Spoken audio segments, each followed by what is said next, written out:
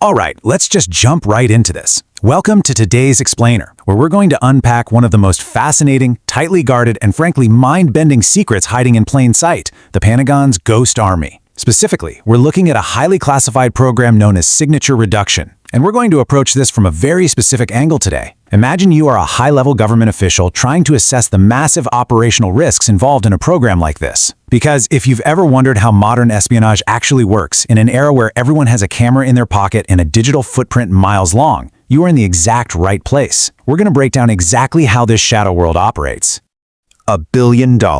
Seriously, $1 billion a year. Now, on paper, this staggering annual budget is neatly categorized as just administrative support. But if you're sitting in a high-level briefing room, you know that administrative support is just a massive curtain. It's concealing a sprawling, highly secretive operation, and with it, immense operational risk. Behind that mundane label lies an entire ghost army. So, that brings us to the core question of our explainer. What exactly is signature reduction? You know, in the past, going undercover meant, what? Putting on a fake mustache, getting a forged paper passport, maybe memorizing a simple backstory. But today, we live in a hyper-surveilled, fully digital world. Every coffee you buy, every single website you visit, every border you cross, it all leaves a digital trace. Signature reduction is the Pentagon's comprehensive, highly classified method for allowing modern undercover operatives to just vanish. It allows them to operate globally without leaving any true digital or physical signature behind. Which leads us into Section 1, the Identity Factory, creating phantoms. Now, this isn't just a handful of guys in a basement with a laminator, okay? There are over 100 secret front companies entirely dedicated to manufacturing elaborate, fake lives. This is an industrial-scale identity fabrication system. And think about the operational security required to run over 100 front companies. It's an absolute nightmare for the officials in charge. They aren't just printing fake IDs, they are literally constructing fully realized human beings out of thin air. Because a modern disguise requires deep, deep layers of a fake life. We're talking decades of fabricated tax records properly filed with the IRS, entirely populated social media histories with fake friends and tagged photos, and perfectly verifiable employment backgrounds. From a command perspective, the operational risk right here is extreme. The integrity of these layers is absolutely everything. If just one tax document looks forged, or a single social media profile is exposed as a bot network, the entire digital mass crumbles, and your operative is compromised. The identity has to be entirely, completely bulletproof. So what do these bulletproof identities actually look like out in the field? Well, an operative might be deployed as a nonprofit worker digging wells in Africa, or maybe an IT tech consultant traveling to Tehran for business. They look like ordinary people doing incredibly ordinary jobs. But deploying assets under civilian cover carries incredible risk for government officials. If they're compromised, there's no uniform to fall back on, and zero diplomatic community to protect them. Their intentional boredom is literally their ultimate camouflage. Moving right along to Section 2, Tech of the Shadows, beating the machines. The cyber wing of this program is, well, it's incredibly ingenious. On the surface, an operative's phone might be filled with totally innocent-looking civilian apps, maybe a popular mobile game or just a simple weather tracker. But underneath that digital disguise is military-grade special circumstances encryption.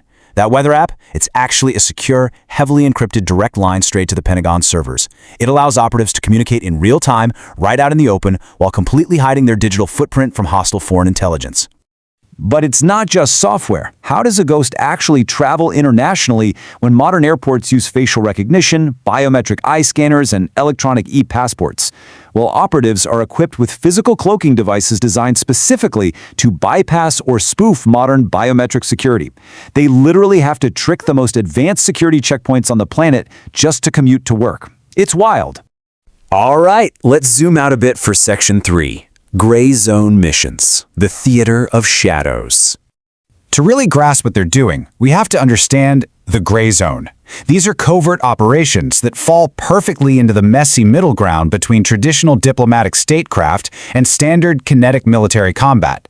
This isn't a declared war with uniforms and front lines. It's a shadow conflict, and it's happening quietly, every single day, all around the globe.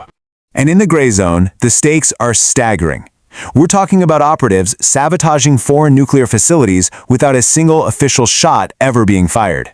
We're talking about influencing foreign elections or trekking into remote jungles to set up secret drone bases. Now imagine you're the official signing off on this. Actions like these carry catastrophic operational and geopolitical risks. These are massive, history-altering moves, and they're being executed entirely off the books. So why take these immense risks? Well, it essentially comes down to the ultimate loophole in international law. Because these operatives do not exist as military personnel on paper, remember, they're just tech consultants or nonprofit workers, their actions technically do not count as acts of war.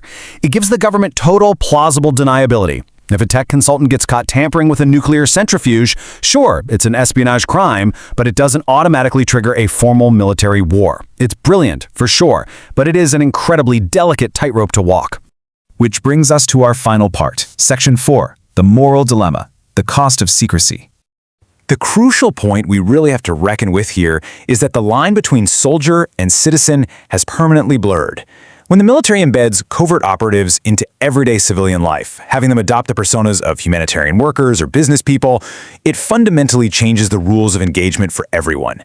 It makes it practically impossible to distinguish between who is a combatant and who is a civilian in the modern world. Which leads us to a pretty critical question. With a black budget of $1 billion and essentially zero public oversight, who monitors the monitors? From an operational and structural standpoint, for any top-level official, this is the ultimate risk.